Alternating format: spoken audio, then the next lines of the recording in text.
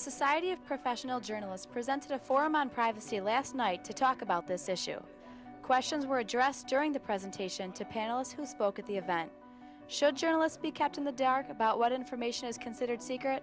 ISU Police Chief Ronald Swan uses an interesting metaphor to tackle this issue. Well, in many ways in law enforcement, it's a need-to-know basis, particularly in criminal cases. It's like a football game. You don't want the other side to know what's going on. That may be a very simplistic way of putting it, but it's very, very important that the information we share with the greater community is not going to put that greater community in harm's way. SPJ President Mary Urgel is hoping to voice the opinion of journalists in an intelligent yet civil manner. Of course, if you ask a journalist, they're going to want information and they're going to want the right to the information. Tonight, though, we're just kind of keeping it as an open discussion. There's no debate going on. But SPJ itself, we're for the Freedom of Information Act and, the right to information and privacy of certain individuals and stuff like that, but there won't be any arguing tonight.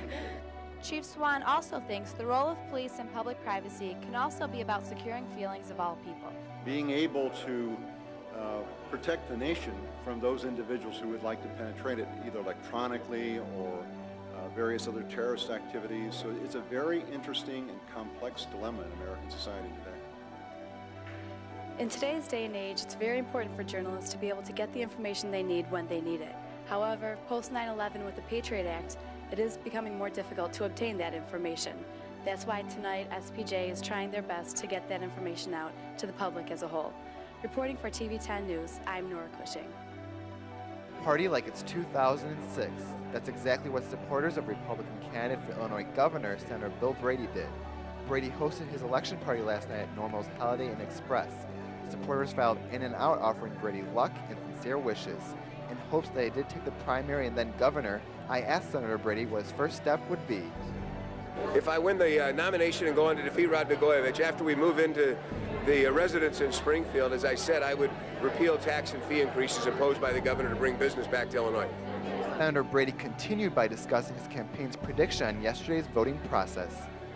We were anticipating, because of the Claypool-Stroger race, that a lot of independents and Republicans may switch to the Democratic Party, reducing the Republican primary effect. Our field operation has told us that that's happened. The results will be weighed as they come in, but we anticipated a 50-50 split. Brady's supporter and professor at Illinois State, Dr. Stephen Perry, expressed his opinion on Brady's political future. It's part of the game of politics that you play, and if you lose, you jump right back on the saddle and you go again. And I think Bill Brady has the character to do that, and I look forward to see what he'll do if, assuming that things don't go his way tonight. Family and friends of Senator Brady are here tonight to celebrate his campaign. Win or lose, they're here for their candidate. Jeff Conway, TV-10 News.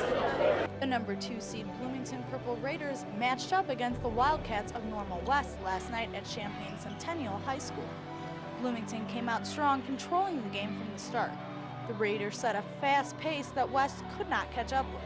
Going into halftime, Bloomington had a commanding 38-20 lead over the Wildcats.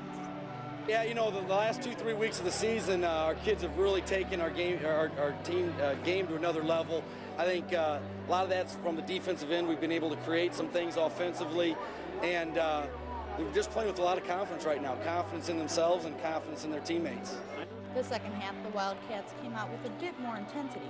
Senior guard Austin Myers led the way for West with 8 points. However, the Raiders never let their guard down, and the Cats could not heal their first half wound.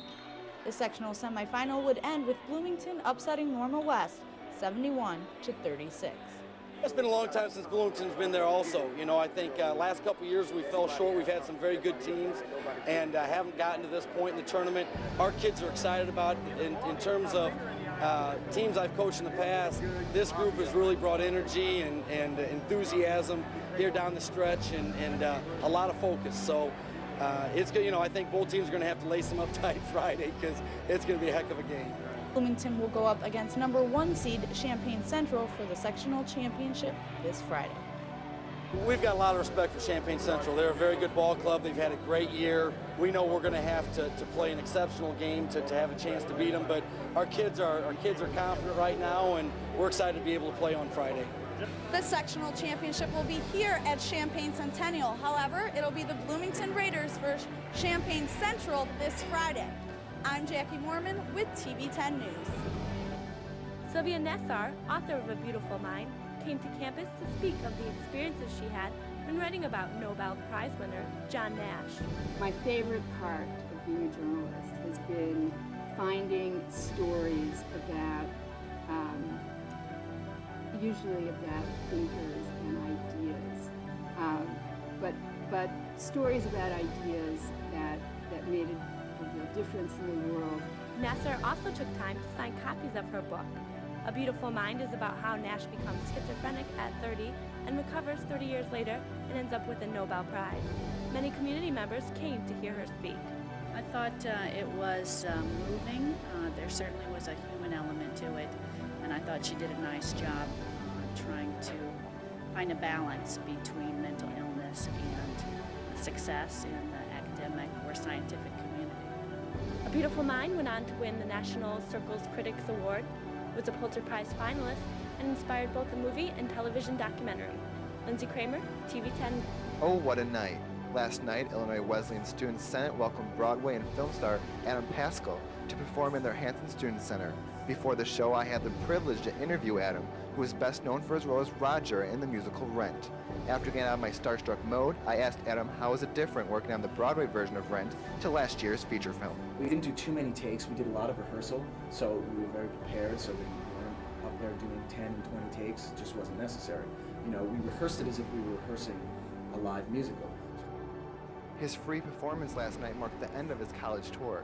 Adam briefly discussed with me why he decided to do the tour. This is a 10-show college tour that I put together because I wanted to come out and do a show that I thought was representative of me musically over the past 10 years. I've always sort of had a tendency to avoid the musical theater stuff and just sort of focus on the rock stuff and my own music. And students and the local community were very excited to have Adam on Wesleyan's campus. Before the show, Pascal told me how it felt to be in Bloomington. It feels great. You know, I love Illinois, and I especially love Chicago. We started the production of Aida that ultimately went to Broadway. We started here in Chicago, and so I lived here for about 6 months, and I love it here. It feels great, so I'm thrilled to be here. It was an honor meeting Adam Pascal. When I talked to Adam, he told me that he plans on leaving his longtime home in New York for LA and actually plans to start his own theater production. So best of luck to Adam. This is Jeff Conway with TV-10 News.